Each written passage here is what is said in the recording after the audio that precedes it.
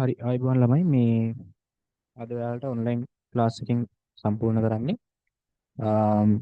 වැටීම සහ විද්‍යාත්මක අංකණය කියන කොටසේ 9 වසර ළමයිගේ වැටීම සහ විද්‍යාත්මක අංකණය කියන කොටසේ විද්‍යාත්මක අංකණය කියන එක. ඒතකොට මේක මම නැවත වතාවක් ක්ලාස් එකේදී කරන්නේ.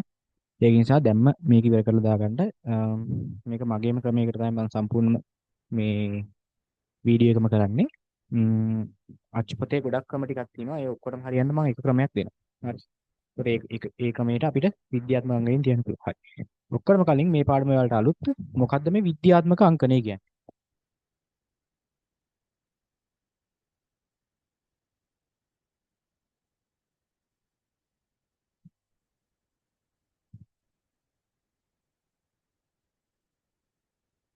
හරි. විද්‍යාත්මක අංකණය කියලා කියන්නේ ළමයි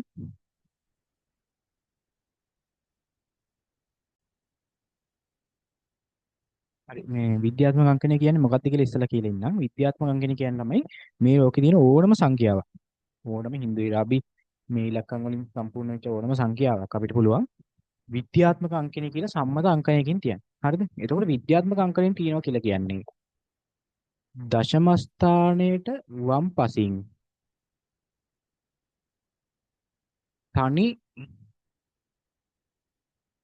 ඉලක්කමක් තියෙන්න දශම ස්ථානයට වම් පසින් තනි ඉලක්කමක් ඉතුරු වෙන්න.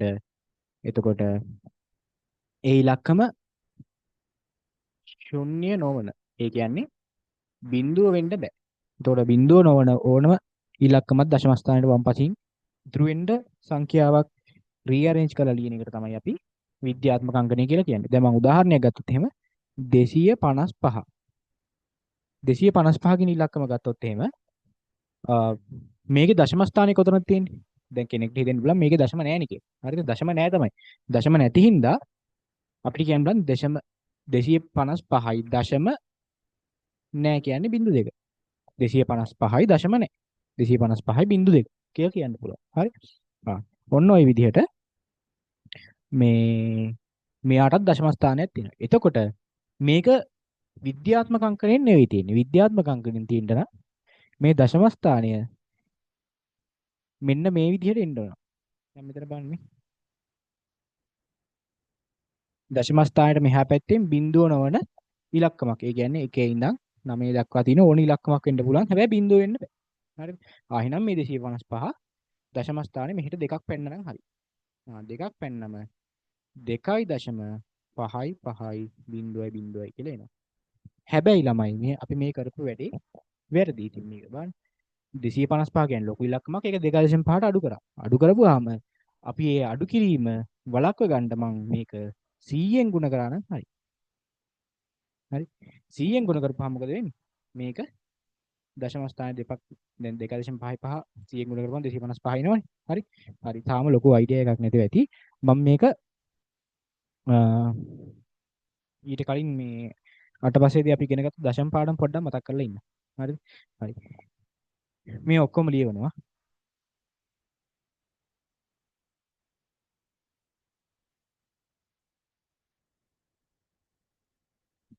හරි. රයිට්. ඔයාලට මතකද මෙන්න මේ අපි මෙන්න මේ වගේ සංඛ්‍යාවක්.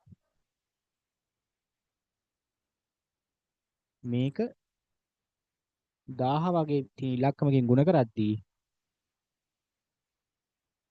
මේ වගේ එකක් 1000 වගේ ඉලක්කමකින් බෙදද්දී උත්තර ගන්න විදිය. හරි. මේකෙදී අපි කරේ මේක 1000න් ගුණ කරද්දී බිංදු තුනට හරියන්න දශම ස්ථාන තුනක් මෙහෙට යවනවා. 1 2 3.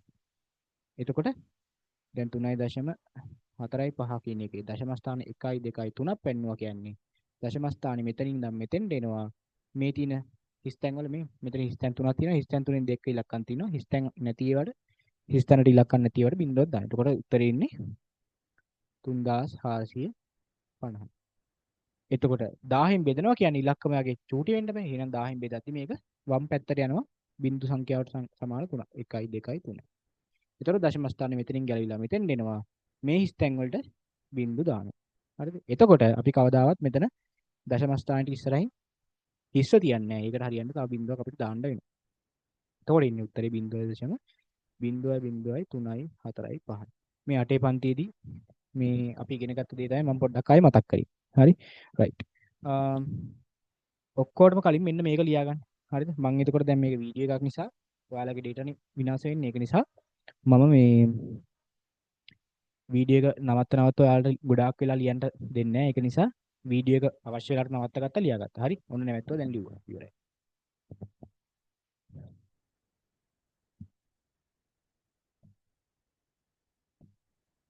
හරි. දැන් ආයෙත් අපි මේ දෙක ගත්තොත් එහෙම මේ බලන්න 23 කිනි ඉලක්කම මං 1000න් ගුණ කරනවා කියන්නේ ළමයි. අපි මෙයාව ලියන්න පුළුවන් නේද? 0.3යි කියන්නේ දර්ශක පාඩම ඈ. දර්ශක පාඩම අපි කලින් කරා. 10 තුන්වෙනි බලය කියලා. ඒ කියන්නේ මෙච්චරයි. 0.3ක් තියෙනවනම් 10 තුන්වෙනි බලය. 0.4ක් තියෙනවනම් 10 හතරවෙනි බලය. 0.5ක් තියෙනවනම් 10 පස්වෙනි බලය. කොහොම ඉන්නේ. හරිද? එතකොට මේක ලියන්න පුළුවන් 23 ගුණ කිරීම 10 තුන්වෙනි බලය කියලා. හරිද? එතකොට අපි කවදාවත් මෙහෙම 1000 විදිහට තියන්නේ. හරිද? විද්‍යාත්මක අංගය පාඩමේදී මෙන්න මේ විදිහට 10 බල විදිහට තමයි තියන්නේ. හරිද? හරි. ඊළඟ කාරණේ දැන් මෙන්න මෙහෙම තිබ්බොත්. හරිද? ඔන්න බලන්න. 23 ගුණ කිරීම නෙවෙයි ගුණ කිරීම නෙවෙයි. බෙදීම 1000. ඔහම තිබ්බොත් අපිට මේක මෙහෙම ලියන්න පුළුවන් නේ ළමයි. හොඳට බලා ගන්න මේක ටිකක් වෙනස් වෙලාවට. මේක මෙහෙම ලියන්න පුළුවන්.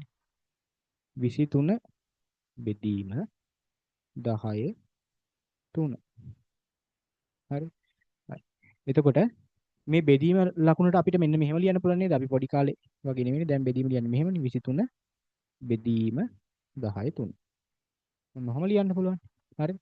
ඊට පස්සේ මේ ලියපු එක අපි දර්ශක පාඩමේදී ඉගෙන ගත්තා. ඕනම සංඛ්‍යාවක ධන දර්ශක ඍණ කරන්නටත් ඍණ දර්ශක ධන කරන්නටත් පුළුවන්. මේ අදාළ කිනාව ඉරෙන් උඩට හරි ඉරෙන් පල්ලෙහාට හරි ගෙනියුවොත්. එතකොට මට පුළුවන් මෙන්න මෙයාව ඉරෙන් උඩට ගෙනියන්න. එතකොට 23ත් එක්ක ಗುಣ කිරීමකින් සම්බන්ධ වෙනවා මෙයා. එතකොට 10 ධන 3 ඇවිත් 10 ඍණ 3 වෙනවා. ඒ කියන්නේ ළමයි මොකක් හරි එකක් බිංදු තින සංඛ්‍යාවකින් බෙදනවා කියන්නේ 1.3 සංඛ්‍යාවකින් බෙදනවා කියන්නේ 10 ඍණ ගානකින් ಗುಣ කරනවා වගේ. කියන්නේ 1.3කින් ಗುಣ කරා කියන්නේ 1.3කින් බෙදුවා කියන්නේ 23 කියන ඉලක්කම 10 ඍණ 3ෙන් ಗುಣ කරා වගේ. හරි? හරිනේ කාරණේ. හරි. රයිට්. වීඩියෝ එක නවත්තලා මේක ලියා ගන්න. හරි. ලියලා ඉවරයි.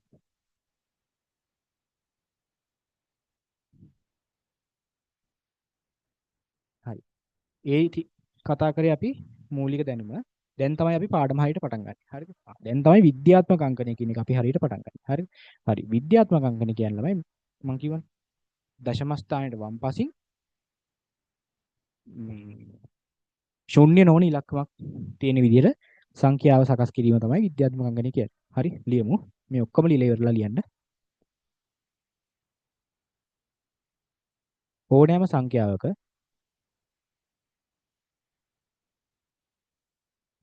දශම ස්ථානයේ වම්පසින් ශූන්‍ය නොවන, ඒ කියන්නේ බිඳුව නොවන, ශූන්‍ය නොවන තනි පූර්ණ සංඛ්‍යාවක්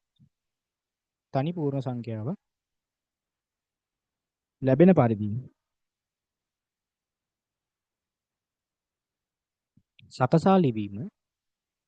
සකසා ලිවීම විද්‍යාත්මක අංකණය වේ. හරි. විද්‍යාත්මක අංකණය. උදාහරණයක් දාමු.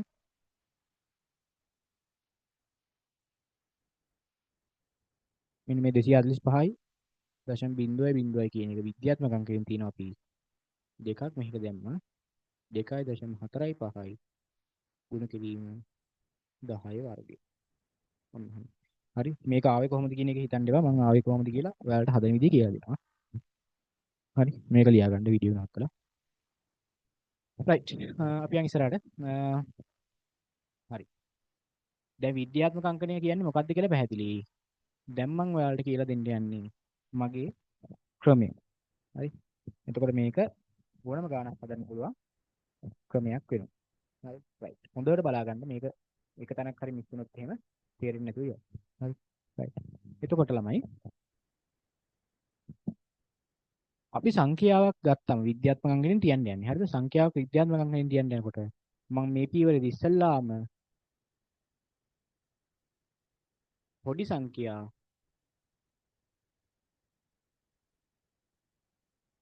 ලොකු සංඛ්‍යා කියලා වෙන් කරගන්න තියෙන සංඛ්‍යා දෙක.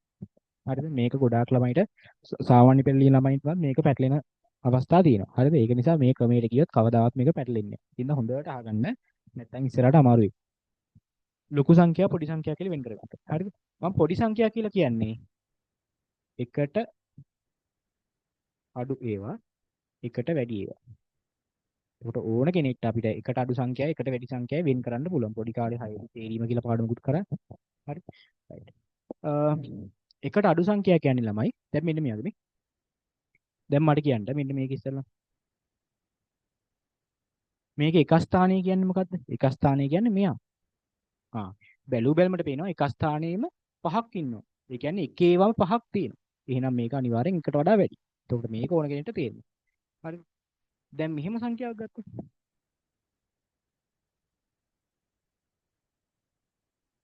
මේ වගේ සංඛ්‍යාවක් ගත්තොත් ළමයි ඒත් මේ බලන්න එක ස්ථානයේ දෙකක් තියෙනවා. එක ස්ථානයේ එකක් තියෙනවා. මේ එහා පැත්තේ දශමක් තියෙනවා. එහෙනම් මේ ඔක්කොම එකට වැඩි ඒවා.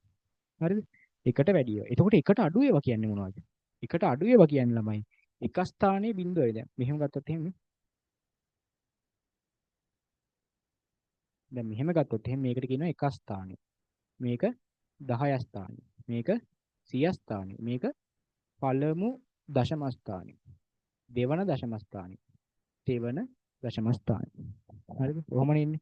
එතකොට ළමයි මේකේ දැන් මේක එකට වඩා වැඩි එකක්. මම කියන්නේ එක ස්ථානයේ බිඳුව වෙලා තියෙන ඒවා තමයි එකට වඩා අඩු වෙන්නේ. ඒ කියන්නේ එක ස්ථානියවත් එකක්වත් නැහැ. දැන් මෙහෙම ගත්තොත් දැන් මෙහෙම ගත්තොත් ඒක වැරදි ඈ. දැන් 240 240 ගත්තොත් එහෙම මේක එක ස්ථානයේ බිඳුව තමයි. ඉතින් ඒක වැලු වැලමට පේනවනේ එකට වඩා වැඩි කියලා. මම කියන්නේ මෙන්න මෙහෙම බිඳුවයි දශම කියලා කියන්නේ. බිඳුවයි දශම 1. බිඳුවයි දශම බිඳුවයි 4. බිඳුවයි දශම බිඳුවයි 3යි 6යි 5. මේවා බලන්න මේ එක ස්ථානයේ මෙහා පැත්තේ මුකුත් නැහැ. එක ස්ථානයේ මෙහා පැත්තේ මුකුත් නැහැ. හැබැයි දශම ටිකක් තියෙනවා. එතකොට මේවා තමයි එකට වඩා අඩු සංඛ්‍යා. එතකොට ඔයාලා සංඛ්‍යාවක් ගත්තම එකට වඩා වැඩිද එකට වඩා අඩුද කියලා ඉස්සෙල්ලාම වෙන් කරගන්න පුළුවන් වෙන්න ඕනේ. හරිද? දැන් එකට වඩා අඩු නම් මේ වගේ සංඛ්‍යා ඉන්නේ 0.02 0.03 5 0.1 ඔය වගේ. එකට වඩා වැඩි කියන්නේ 235 4563 10.35 ඔන්න ඔය වගේ ඒවා. හරි. රයිට්. පළවෙනි පියවර විදිහට මෙන්න මේකයි කරන්නේ. හරිද? ලියන්න. මුලින්ම එකට වඩා වැඩි සංඛ්‍යා සහ එකට වඩා අඩු සංඛ්‍යා වෙන් කරගමු. රයිට්. වීඩියෝ එක නැවැත්තුවා. මෙන්න මේ ටික බෝඩ් එකේ තියෙන ඔක්කොම ටික ලියන්න. හරි. හරි. ඔන්න නැවැත්තුවා ලිව්වා. දැන් හරි. පටන් ගන්නවා.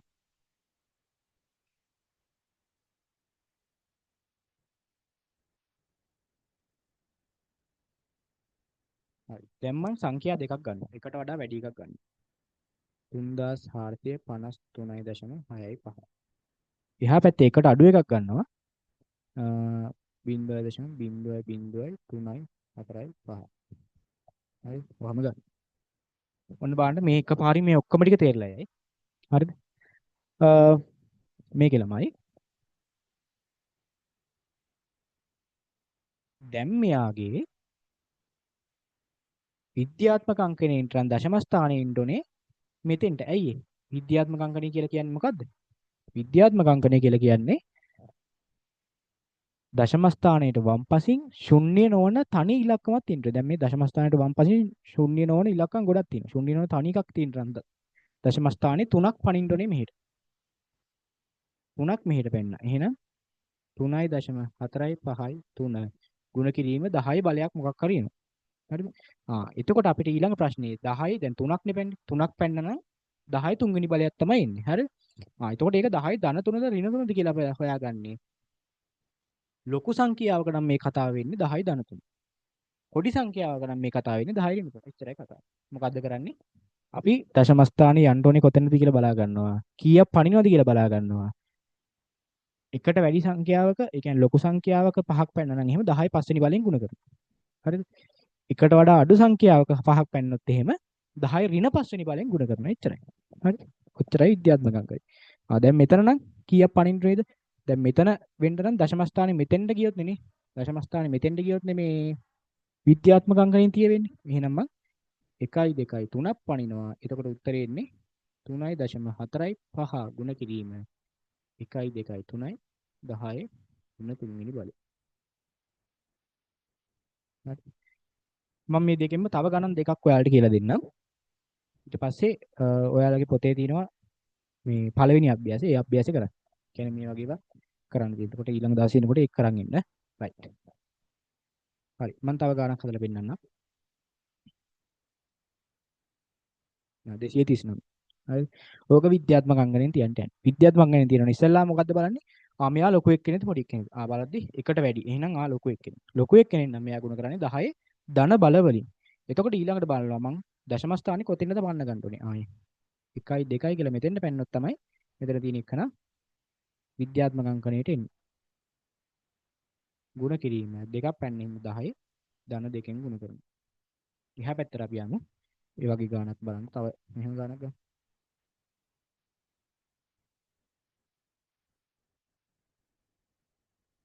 ඔන්න ඔය වගේ ගන්න. හරි. එතකොට විද්‍යාත්මක අංගයෙන් තියෙන දශම ස්ථානේ පනින්න ඕනේ. දශම ස්ථානයේ වම් පසින් ශූන්‍ය නොවන තනි ඉලක්කමක් එන විදිහට. ඒ කියන්නේ 1 2 3 4 5. මෙන්න මෙතෙන්ට පනින්න ඕනේ. එතකොට උත්තරේ එන්නේ 1. අර අමතක කරනවා අනිත් එක්කම. දැන් පැනපු ටික ඔක්කොම අමතක කරනවා. 0.4 5. ගුණ කිරීම. ඉස්සරහ ටික ඔක්කොම අමතක වෙනවා. හරි. ගුණ කිරීම. පහක් පැන්නනේ. 10 ඍණ 5. ඇයි මම ඍණ 5 කියලා දැම්මේ? මේක කුඩා සංඛ්‍යාවක් නිසා. විශාල සංඛ්‍යාවක් නම් ධන දාන්න. හරි. රයිට්. ඔච්චර තමයි විද්‍යාත්මක අංකන යටතේ මට කියලා දෙන්න තියෙන්නේ. මේ ටික බලාගෙන ඊළඟ දවසේ ගණන් ටික හදලා එන්න. එතකොට මේ වීඩියෝ එක සඳහනේ අප්ලෝඩ් කරන්නේ. ඒකට සඳ බලපුවාම මම ඊළඟ බ්ලාස්ට් පයින්ද තමයි ක්ලාස් එක තියෙන්නේ. බ්ලාස්ට් පයින්ද එනකොට මේක නෝට් එක ලියලා ඉවරලා මේ ඔක්කොම ටික ලියාගෙන